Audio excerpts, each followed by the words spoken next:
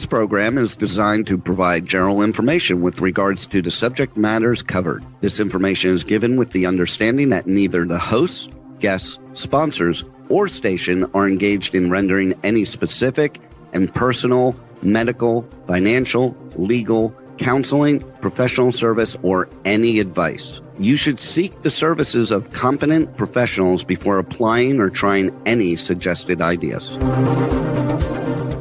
Welcome to Behind the Scenes for your half-assed entertainment news with no bullshit, with our hosts, the Baroness and Bear Fiorda, only on Talk 4 Media. I'm the Baroness, I'm Helene, and we are on with my co-host, Fuzzy McSnugglepants, who is going to be snuggling a whole bunch of strange men in Mexico next month. The baddest bear in the cage. No. Well, at least I will be November 16th through the 22nd in Monterrey, Mexico. That's what I said. You're going to be snuggling strange men in Mexico. Snuggling strange men, but it will be live on the website Smooth Comp. You can get the Smooth Comp app. So, hey, don't be afraid to check out. Watch me snuggle other grown men. Don't be free? Don't be afraid, I said, right? I thought you said don't be free. Don't be free in life either. Always charge a premium. You are worth the time, I promise. To somebody, if not many people. That's terrible. That is terrible advice. That is the advice equivalent of don't let life get you down. Worst comes to worst, you can always sell pictures of your feet. Yes, you can. There are. I mean, Footfinder.com. Check it out. Please don't. Come on. Say this is 18 plus. That's true. This is an 18 and over show. I am not going off the rails yet. Speaking of people doing weird, creepy things, Prince Andrew has voluntarily given up his titles as the Duke of York. Which, by the way, it's being spun as the king. No. The king is actually stripping him of his title of prince. Yeah, he's being now, stripped. I'm actually fully against that. 100% fully against that. What did he send? Sorry, our sound engineer is the most amazing person. He produces the show. He's incredible. A web link for something called pauseofbear.com. Love it. I'm afraid to click that. I don't know. We're going to get viruses. Yeah, I'm going to get a virus from that one. So for those that don't know, I'm a huge advocate for monarchy. I'm a huge proponent for peerage. I push people to hold on to titles. I think that they create a camaraderie. I think they create a sense of safety, and I think they create a sense of cohesion outside of politics. So I actually don't think he should have been stripped of the title. I think the title should have immediately been given to his eldest daughter. Pass it on. I think it should have. I thought they said she took over she's or the youngest daughter is going to take over as counselor of state, Princess Eugenie. But I think the title, Duchess, the York title should have been passed along. Or the baronies should at least have been passed along to the children. By stripping him of them, it takes his entire line out. Well, I'm sure it was a long conversation where they decided. No, it's. I understand, but I'm saying that I think the Queen changed the laws years ago that even females, the firstborn inherits versus male female. Yeah, that law was changed before Prince George was born. Now, if you predate that, obviously it still goes to the eldest male. Progenitor essentially means the eldest male inherits. I'm not opposed to that because I think it keeps estates intact, actually. One of the things I encouraged is, I've told family members with businesses, give it to one family member. One of my family members has an amazing business. And I told him rather than breaking it up, he should actually just give it to my brother because I think he's the most qualified to run it. I mean, yes, that shoots me in the foot to a degree, but I think that's the smarter thing to do. You keep everything entailed, right? The Rothschild don't always give to the eldest; they give to the most capable, and I think that should be what people do. But cutting all of that out. You have to explain that one to me because I don't understand the Rothschild situation. The Rothschilds are a banking family in the United Kingdom, one of the wealthiest families in the world. Nikki Hilton actually married one of the Rothschilds. Good for her. But agreed. But essentially, they aren't royalty, but they are a huge member of the ton. So they're part of the upper class, but not royals. Fair enough. The whole point with the Rothschild is they are like the Rockefellers. Oh, okay. Very, very much like the Rockefellers. You just say that. Except give me an American version. Okay, they're like the Rockefellers. That was perfect. Thank you for sharing that. He fixed it. So the Rothschilds do that, though they had some issues here in America in the 40s because they're Jewish. There was actually a lot of anti-Jewish sentiment here in the States. UK, not as much. So she married in, and that was a whole thing. Well, essentially, I think that You have families that build themselves, like the Rothschilds, like the Rockefellers. You have families born into it, like the Windsors. No complaints. I do believe there is benefit in both. I'm very unhappy they're getting rid of the House of Lords. I think that we're losing a lot by doing that. And I think by stripping Andrew of his title, rather than passing it on, they should have done what they did with the King of Spain. The King of Spain was forced to pass his title on to his son because he got caught with a mistress and funneling money, and he was a douche. He was a total douche. So rather than giving the money to the money and titles and the estate to his daughters, the crown's taking it back, and I don't think that should be done. I think that it should be given to his daughters.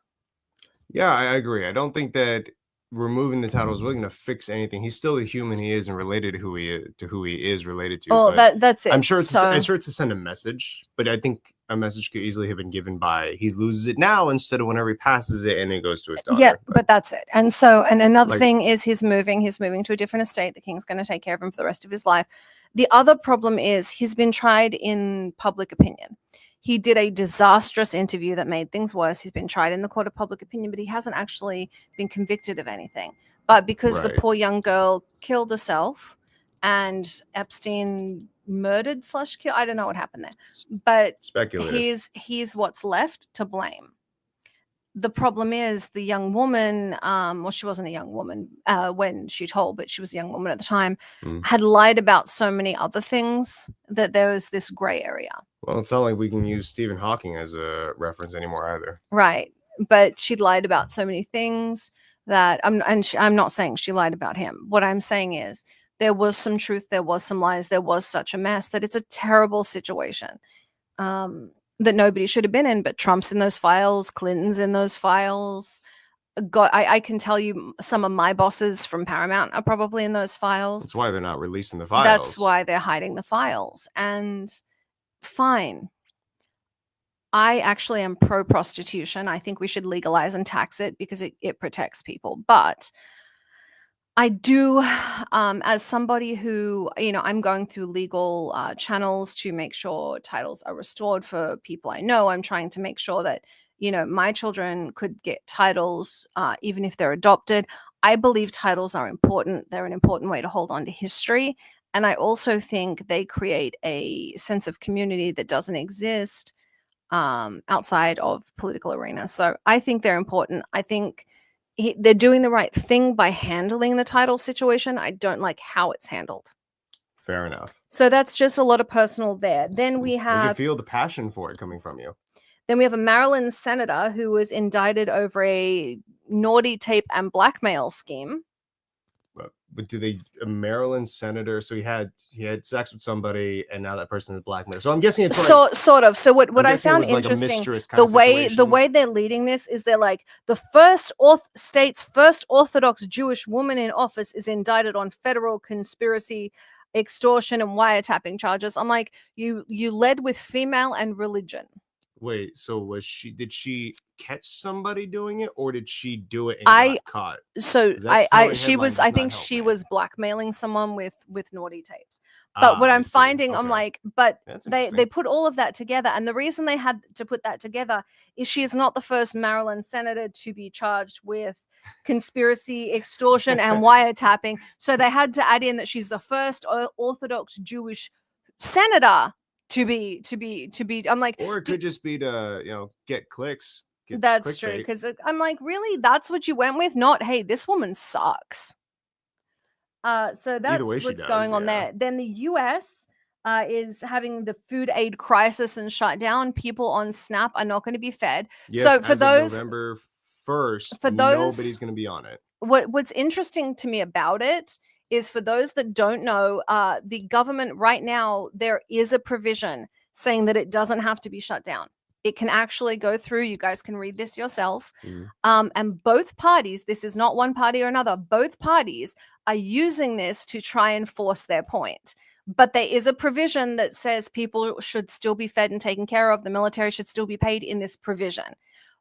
But they've chosen not to follow this provision that exists to protect the poorest people and military pay. And so this doesn't need to happen. What is that? I don't know about this provision. So what is that doing for them? Is this a way of saying you guys are the bad people because we're not we're not. So the Republicans are initiating saying this? because Democrats won't agree to the terms, this is being shut down. Right. But the Republicans could easily let the food stamps and military pay still go through. The Democrats could negotiate or on their end force the food stamps to be paid or the military to be paid, and they're not either. So I'm going to say they're both terrible. This is not like a one-party thing. And so this idiot woman goes online and she makes this TikTok where she's standing there eating this sandwich. And she's like, this is peanut butter and butter. And, oh, well, what happened to your money from last month? Blah, blah, blah. You should have saved it rather than complaining about not getting paid. Like, people are hungry. You don't have to be an ass. And she's like, oh, it's the Democrats' fault. No, it's not. It is both parties' fault. Seriously, come back to the Commonwealth. You guys are not doing awesome. This is why government is bad. Rise up. Agreed. Doesn't matter which side you're on. It's completely wrong. It is completely wrong. But so you have your food crisis. The government is just the best solution we have. What is it? It's democracy is the worst form of government except for every other. Except for every other. That's actually the phrase I was looking for. So thank you. And then you had Gabe Stevenson's 15-second KO. You mean Gable Stevenson? But that happened a while ago, though. Well, he's demanding a UFC contract because of it. He's demanding a UFC contract. He got knocked out in a fight that wasn't even UFC related. He was thought to be a big not underdog, but like he was the favorite. He was going to run through this guy with his wrestling, and it finished so unremarkably. It was a surprise, but it wasn't like a woohoo, he did it. He proved himself to be the stud everyone thought he was going to be. He just kind of had a massive flop, and that's it. I don't think he trained long enough for the cage.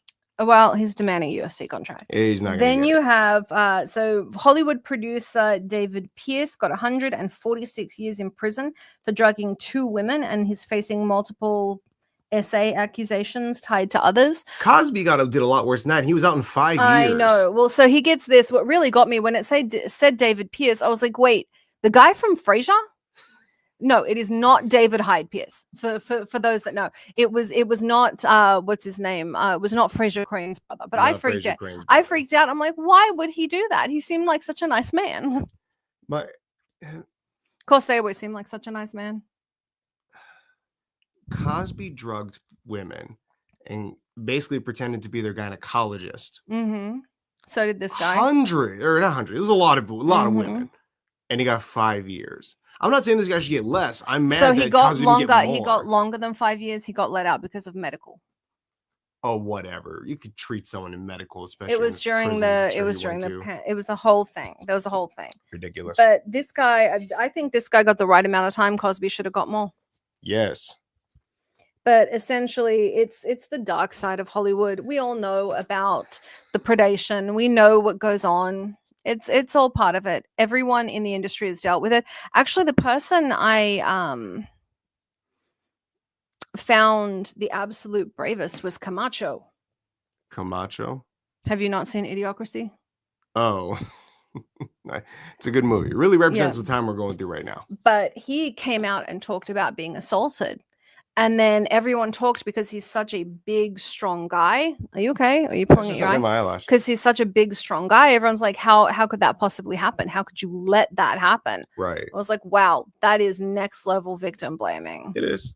It really is. But I can understand the belief that, he should have been immune to something like that. But how so? That's just it. It's not about physical appearance. It's not about ability. It's about you can be taken advantage by anybody. If they have power over you in some way, something you want, or they can ruin your life. Well, that's it. He's a producer. He is pretty much.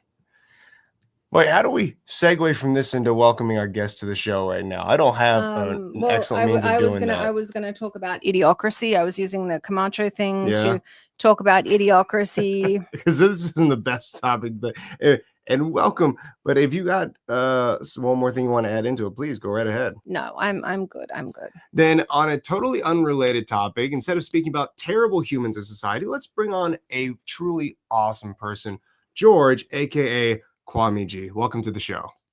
Thank you very much, my brother. How are you doing? And greetings to the Baroness Helen. How are you doing? Good to see you guys. I'm doing quite well. Thank you. Good to see you. It's great to see you. I want to ask you real quick before we jump into it. I intentionally did not say your last name because I didn't want to say it wrong. He So tried for 20 minutes before the show and kept messing it up. How do I pronounce it properly? I know. Actually, okay, back home in Ghana, we used to say Beto, and that's all. Like Roberto Carlos, Bebeto, Beto, and that's all. But when you come to the French side, it is Bectu. Bectu.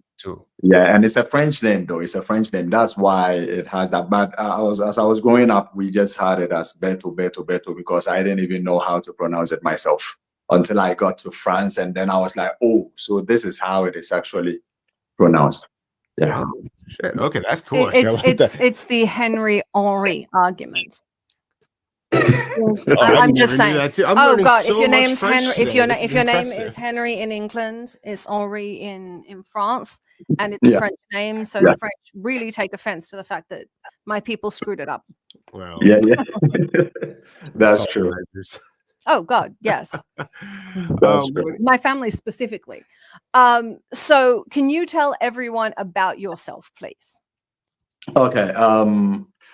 I'm known as George Beto. That is my real name. That is the name that I was named. And my other name that I used more often on social media that I'm more often realized with or accompanied with is Kwamee Gee. Kwamee simply means you were born on Saturday. If you are coming from Ghana, each day that you were born, we have specific names for the day that you were born. So almost everybody who was born on Saturday is known as Kwamee. And then on Sunday, every guy that is born on Sunday is known as Akwesi. And then if it is a lady, it's Akusia on Sundays. So yeah, that's Kwamee. And then the G is the name George. My name George, and then I just cut it short and made it G. It was due to the same reason that you just discussed, that you couldn't mention the name. So it was hard for you to mention. It was the same thing I was receiving everywhere. So I decided to come up with something that familiarized with people easily. So yeah, on social media, I'm known as Kwamee Gee.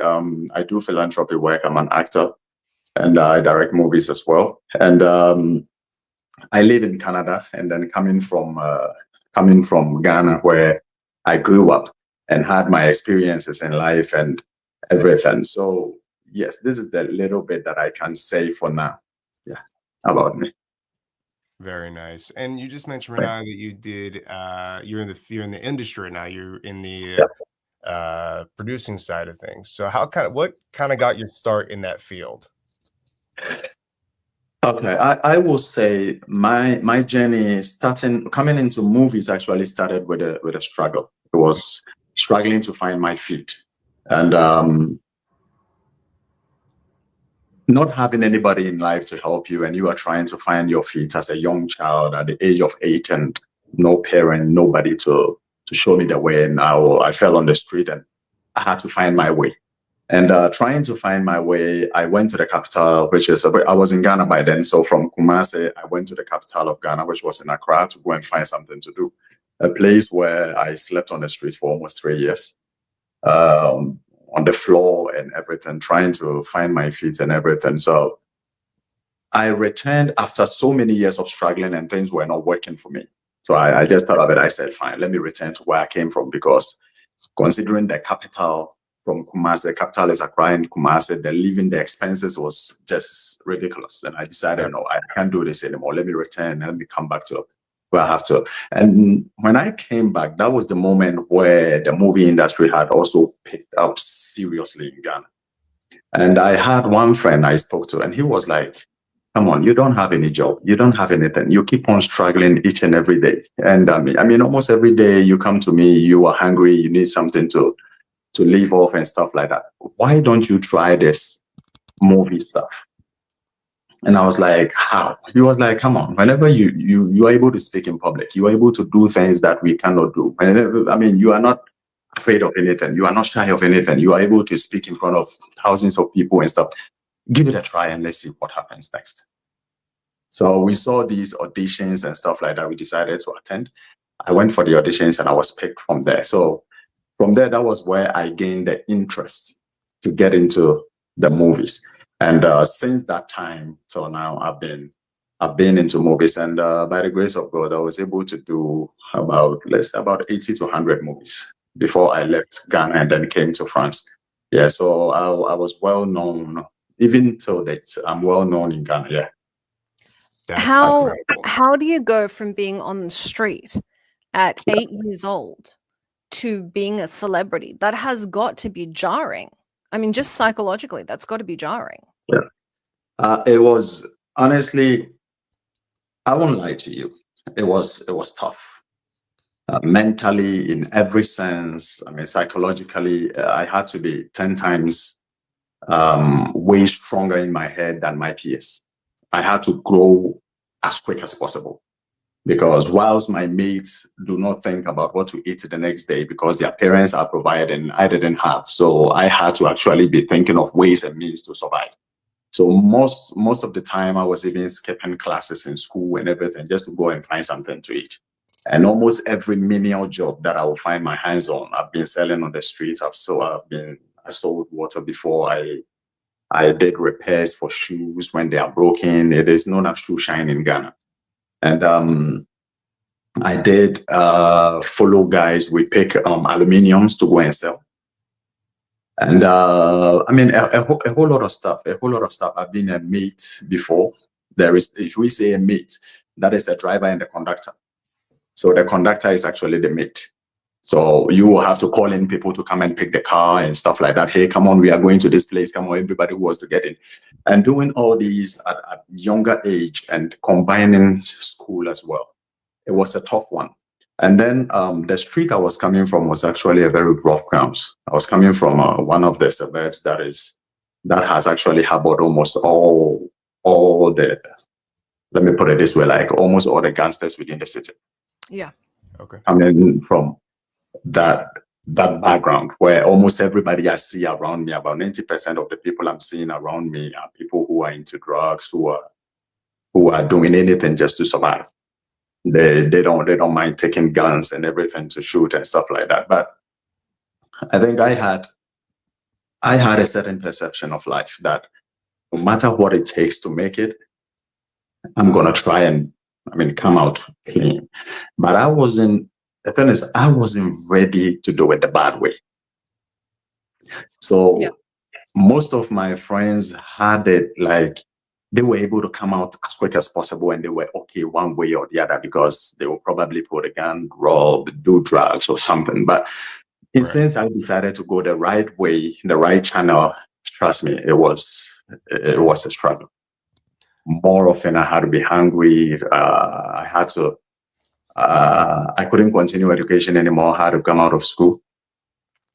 I had to cut off the whole education. And I needed it was 100 cities. So if I check it today, it was like $25 just for registration to do my exams.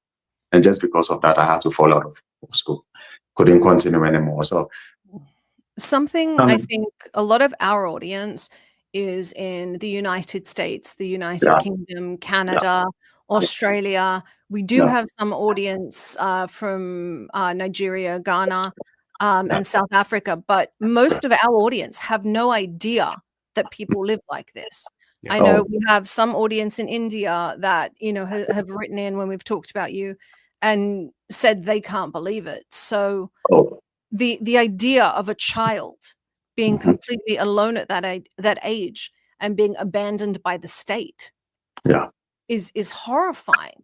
How do you as a person become a fully, this is going to sound terrible, but functional and integrated when you have been so horribly abandoned, so pushed out by society? How do you reintegrate? Trust me, it is one of the hardest things to do. And some of us are still in the healing process. It becomes a part of you one way or the other, and it never leaves you. But what I do personally is that I'm a person who is very optimistic.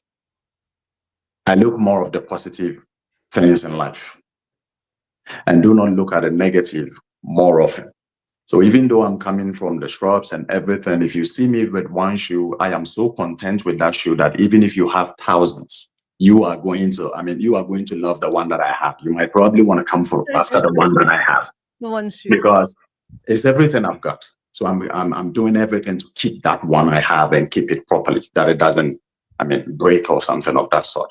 Coming from psychologically, it affects lots of kids. Education, you can't really concentrate as you're supposed to. If you're not stable anywhere else, you can't concentrate on education. You On can't. education, nothing. You can't concentrate. It forces you. The thing is, it forces you to grow. You become an adult whilst you're a child. Yes. Because my way of thinking, everything nowadays, when I look at my kids nowadays, I just look at them and I'm like, oh, so this is how childhood looks like. Because I didn't have that luxury to go out, play, have fun. No, I was striving to get what to eat. I'm striving to get a place to put my head. So psychologically, it affects you in every sense. And when you grow up in poverty, it affects almost everything. It affects the way you think, the way you do things, the way you react to life, the way you behave, the way, even when you come to public spaces. Some of my mates are very brilliant, very, very brilliant guys, but when you give them a public platform right now to speak, they will fumble. They can't even talk. Everything will be kept inside. They can't. Everything traumatizes you. They enter a room where there are full of opportunities. They don't even know how to grab it, because all they've known whilst growing up is that.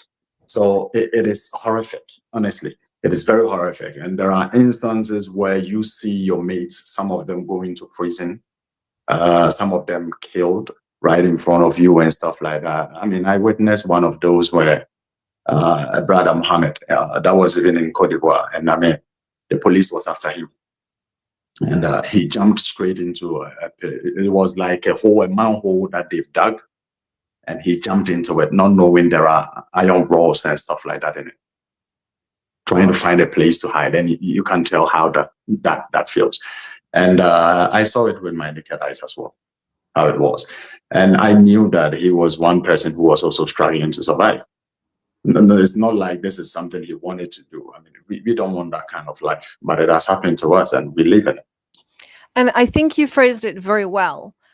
In a lot of cases, you hear people complain about their life, but they cause it. This isn't something, this is what happened to you and you had to respond to it. Yeah. For those that don't know, we met this wonderful gentleman at the UN. Bear and I were there actually supporting at an awards show, and I spoke with him outside, and I know the audience knows me quite well. He had me in tears in 5 minutes, which is not very common. And I was both so heartbroken and so inspired by you.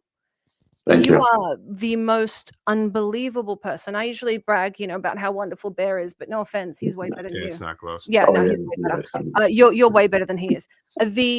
What you do and what you've done is it's inspirational. There are so few people that can. Growing up there, you're right. There's very much a mindset. And something I look at with the children we foster is there is a mindset of scarcity, but also a view that it's somehow their fault, or they're somehow responsible, or there's something wrong with them, or they're broken.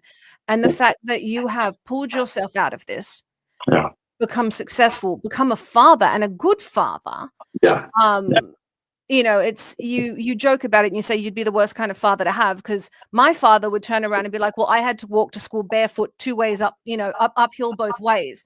You're the father that your children can never complain. No. They don't know how it feels like, because I'm doing everything I can not for them to even have, even a percentage of what I went through. And that's it. So it's more like I'm killing myself to give them everything so that they don't get to feel. They don't have to suffer that way. They don't have to feel anything close to whatever I've been through. So I understand. May I ask a personal question? Go ahead. Forming a relationship, a healthy marriage, a healthy relationship, when you're not shown basic maternal care. I know during your formative years you had family, your first 5 considered the early formative, but but years after that you didn't have normal attachment. You didn't have. How do you go from not having these attachments even modeled for you to having a relationship? That's that's very difficult. Yeah. I think what I did is that I'm one person that is so humble that I want to learn everything, and I'm ready to learn from everybody. And I don't venture into businesses I don't have any idea about. So whatever I intend to do in life, I want to know more about it before I get into it. And especially, I'm one person that since I know where I'm coming from, I am particular about not hurting somebody, not doing something to hurt anybody. So if I'm with you or if I'm by you, I want to do right by you. I want to be a good person in every sense, because I know what it takes to be bad to somebody. I know how it feels when you've been treated poorly, you've been treated badly and everything. I've gone through that almost all the phases of my life, living with people here and there as a kid, and how they treated me and stuff like that. And I know how it feels. So getting into a relationship and everything, number one, I had to actually open up and discuss my vulnerability with my woman. I had to come up and be like, hey, these are my weaknesses. I won't lie to you. My whole life, I never saw my mother kissing my father. I've not seen it before. I've not seen my mother hugging my father at home. I've not seen it before. I don't know how it feels like to treat. I don't know how to treat a woman. I don't know how to hold a woman and treat you right. I've not experienced that, because my childhood, I didn't see that. I'm not coming from that background where I saw those kind of things. So in order to be able to do it properly, I had to expose my vulnerability and let her know that, hey, this is who I am. This is where I'm coming from. So, I mean, I'm ready to learn from you. I'm ready to unlearn the things I know and relearn, and then pick up something different and then do it right. Because I don't want to, since I don't want the family that, I always say this, that the family that comes out of you is more important than the family you come from. I love that. So Really? I've always said to myself that whatever family that's coming out of me, from me, my wife, my kids, I need it to be better. Everything I didn't get, I want them to have it. So that emotional care, that touch of life where I have to give them a good life, the sense of fatherhood in the house, the sense of motherhood. And just like recently, I did a podcast in Toronto where they asked me one thing. They were like, okay, Kwamee, if you are giving your son away for marriage right now, what will be the only advice you will give to your son? I sat down quietly for about a minute, and all I said was that, be me. This is all I'm going to tell him, be me. And if I can give him that sort of advice, then it means that I did things right at home. Yeah. I love that. Whatever he's watching me, he should just be me. Just go out there. If you are going to marry, just look at what your father did while you were at home with him and do the same thing. And I believe your woman will love you for that. So if he ever ends up single, I'm leaving you for him. Just FYI. I love that advice. And I'm going to say this is, when I say this, please know I mean it the best way. If I heard that from anybody else, like if I'm talking to someone else on the street and their advice is be me, it's like, well, that's a little full of yourself, isn't it? But because we're hearing it from you, exactly, and it we matters. know we're learning about your story, hearing about your experiences and what you did to better yourself. That is the most sound advice. Yeah, be you. Be willing to learn. Be willing to open yourself up. Be willing to make their life better. Like that is perfect. And be selfless. Do you have a TED Talk? Do I have a TED Talk? No, I don't have that yet. I'm getting you a TED Talk. No, I'm serious. I've had a TED Talk, and I have way less to say than you. I talk a lot. Thank you so much. Thank you so much. You have to say matters. One of the things Bear does is he speaks to young men about how to be. That you should have him on Bear the Goods. You should take parts of this on Bear the Goods. What you've done is so extraordinary. I know we have some questions that we are going to ask. I'll let Bear lead with those. But I do want to say to you, and I know we have a lot of young men that watch this show. Please follow him. We're always looking for the kind of, these young guys look up to people like Andrew Tate. They look up to these awful men that they should not be watching. You are the kind of man they should be looking up to, because you have had every obstacle thrown at you. I mean, short of an atom bomb, the only guy that had it worse than you was the guy that had the atom bomb land on him twice. That's the only guy that had it worse. And you came out, you are the literal story of Tarzan. You were raised wild and transformed yourself, and love brought you further. I absolutely love it. Do you want to? Well, with that in mind, we are talking a lot about what you've accomplished and what you did to get yourself to the place you are now. But I think the important thing to know is why as well. You mentioned that you took the right path at a young age, and it was harder than it could have been if you did something. I want to hear this answer, but I'm actually going to text my assistant to set him up a TED Talk while we're doing this. He's getting a TED Talk. But I think as well, we need to know why you made that decision, especially at a young age when it would have been easier to fall into a bad crowd. Yeah. The why, I mean, why would I always think about it? Why would anybody choose to be evil? Why would anybody choose not to be good? You see, why? It is more like, why would anybody see goodness and bypass that light and choose darkness and decide to be evil? And I say it all the time that I even said it when we met at the UN. I even said that these bad things do happen simply because those who are doing good stuff in society refuse to talk. They refuse to teach. They refuse to show up and show people how good it is to be good in life, how good it is to reach out to people. I realized in the early stages of my life is that what is it that we have that we may probably not leave it behind one day? So why not share? Why not share with people? Because I've lived on the streets with people where we are hungry, we are trying to find our feet. And one of the most iconic moments that helped us go through these moments is the fact that if we were about 10 people, 15 people sleeping on the streets, anybody who is getting the food is sharing with everybody. So like I get a plate of food.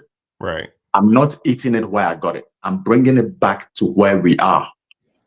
Then we all eat it. So it is impactful. I mean, you feel it when you do whenever I do that, I feel there is a fulfillment in doing that, just to make somebody smile, just to make somebody happy in life, just to see that we've been able to liberate someone from a certain problem to the next level. There was on TikTok about 3 days ago, last week. Last week I had about 6,500 people watching on TikTok. Mm-hmm. And I was raising funds for this young lady in Ghana with tumor in the face. Yeah.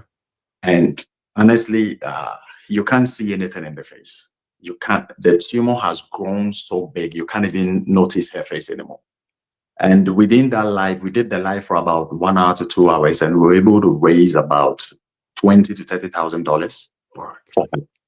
I'd like to remind everyone, every time we use bad language, we give money to the Boys and Girls Club of America, the Humane Society of America, and Free MMA. He swears, so we give money to charity. That's life changing. I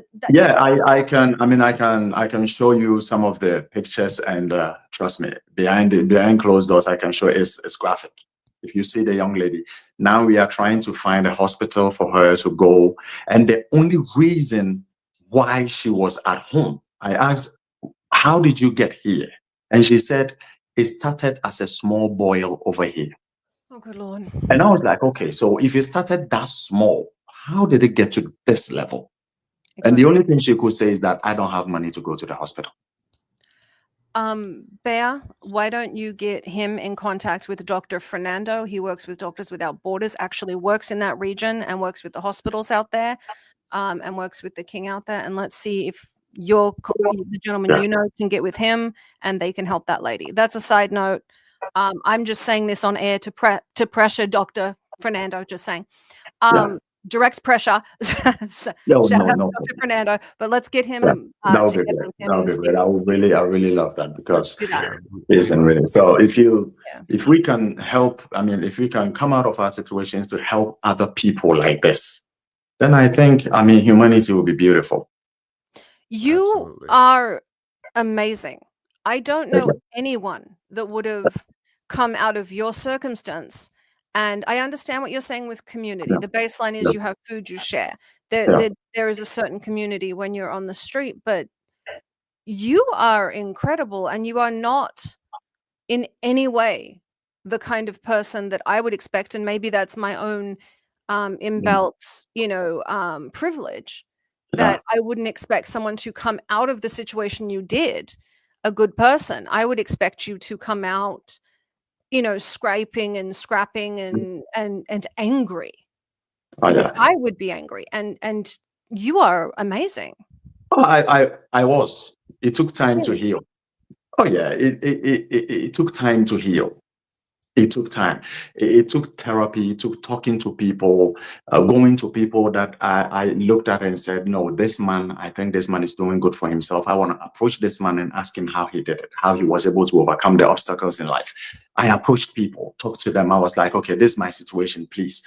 How are you doing? How are you going about it? How are you? I'm not asking for money. I just need you to talk to me. Tell me, how were you able to sustain these hardships?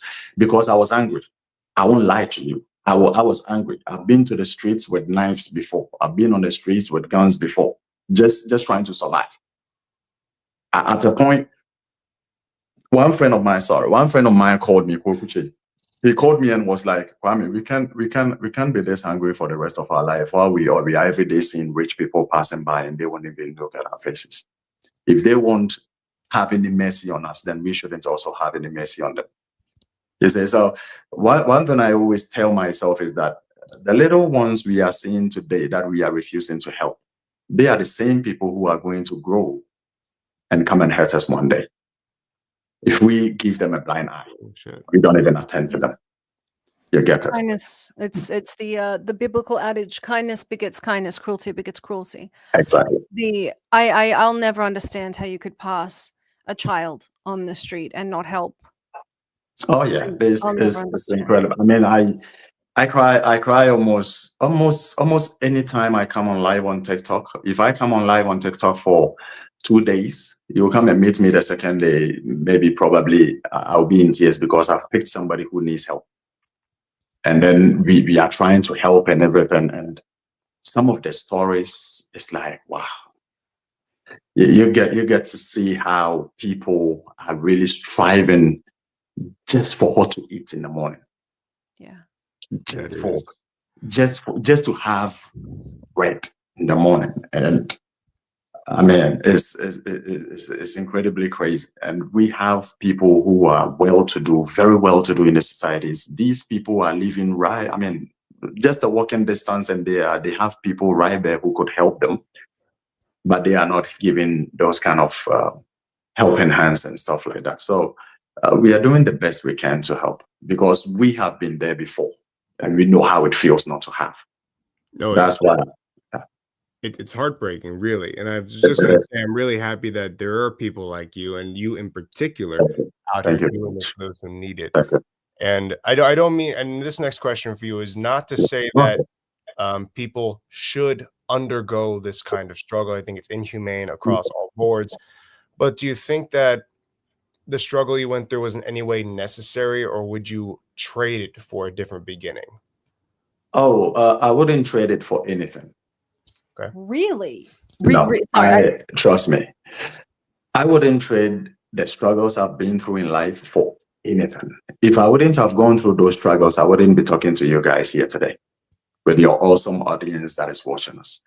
The struggle has put me on so many platforms in this life. It has exposed me to so many people, so many offices I've been able to enter, that if I didn't go through those struggles, I don't think I would have ever been able to get those kind of experiences in life. So the struggles actually builds you, it gives you tenacity, it helps you to become very disciplined in life, it helps you to be very committed, and all of that. And in all, I mean, it shows you how to fight, how to never give up in life, I mean, there's been a point in my life where I felt like taking away my life. And there's been about three points in my life where I felt like taking away. One of them, I was just holding the medications like this, and I nearly did it. I nearly did it. I was holding the medications and everything.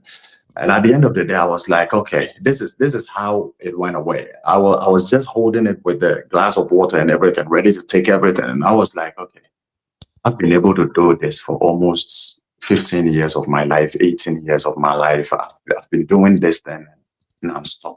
Why will I want to quit now? That's amazing. Why? It just dropped in me. I'm like, if I didn't die even whilst I was that young, why do I want to quit now that I'm even much stronger and I can do better? No, I'm not doing it. I threw it away. So the struggles I have been through rather build me. It didn't break me, but it built me to be a better person. It is quite unfortunate that it does not do the same for everybody. Yeah. Some people. Your strength of character is unbelievable. I keep getting my feet, honestly. I know. To some people, it breaks them totally. I mean, I've come out with friends that I know some of my friends are in prison right now.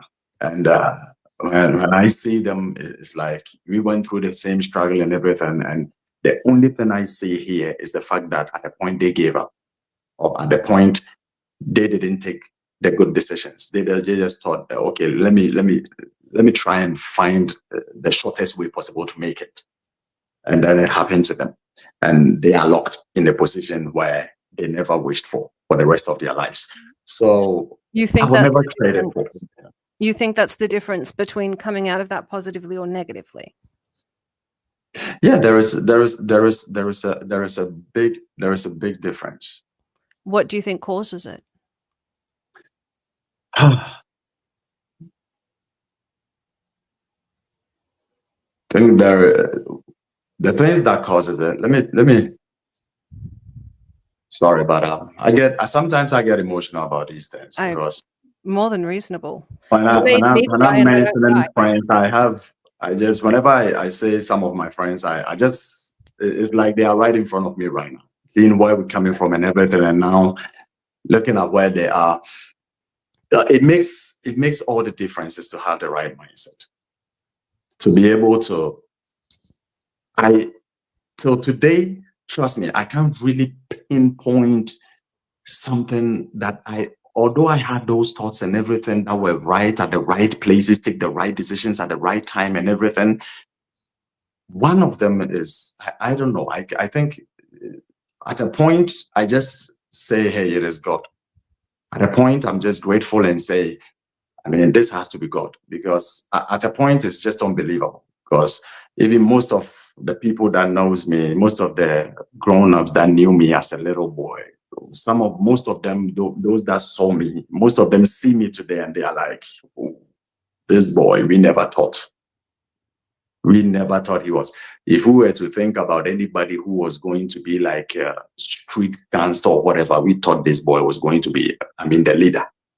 And to think of him being this way, it impacts you negatively. It impacts you positively. And you will have to be strong enough mentally to choose your path. Believe me, you have to be very strong to choose your path, because it is very tempting when you have nothing and everybody around you seems to be doing okay, and then you're just watching on and nobody seems to be helping you. You don't get to. Yeah. Yeah. It's hard.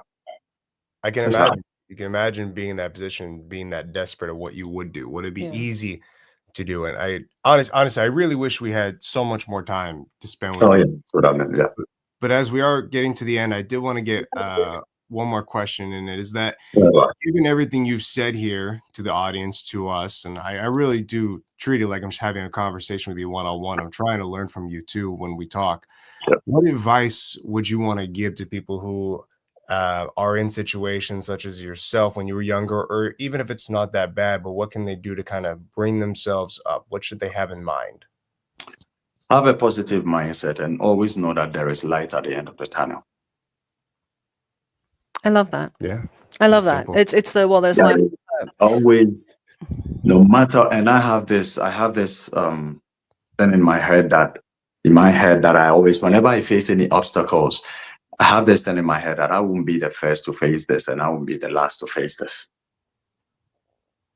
No matter what it throws at me, I'm still coming up.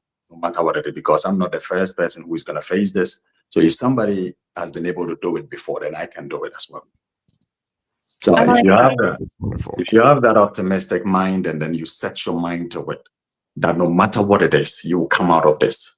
You will definitely. It's like a magnet that attracts help when you need it the most. If you think along positive lines, you would definitely get out of it. It's not going to be easy, because always the negative lines gives you the shorter road. The negative ways are sweet. It is compensating everything that you see. I mean, this will be nice. Within a minute, it's done. Within a day, it's done. Whilst the other lane is going to give you like a year to be able to get out of it. But one thing that is about the other lane, which will be long, is that I love about it, is that it gives you process. Yeah. And process will build you. So I will advise them that they should never give up, and know that whatever they are going through is building them for something specifically meant for them in the future. It is only there for today, but tomorrow you will look back and appreciate what you went through and the things that, it has taught you. That's beautiful. You are a singularly unique man. You really are. Where can our audience follow you? I want them to, especially Bears fans. All of his fans are young guys. I know you don't like calling them fans, you're friends. He made friends with everyone that followed. It's really weird. He's super close to them. But where can all of Bears followers follow you? Because you have an amazing message. Thank you very much. Thank you very much. It's an honor. It's an honor. And I really appreciate the time that you guys have invested in me here. I don't take it for granted at all. It's such a great opportunity to be on this show, to be specific.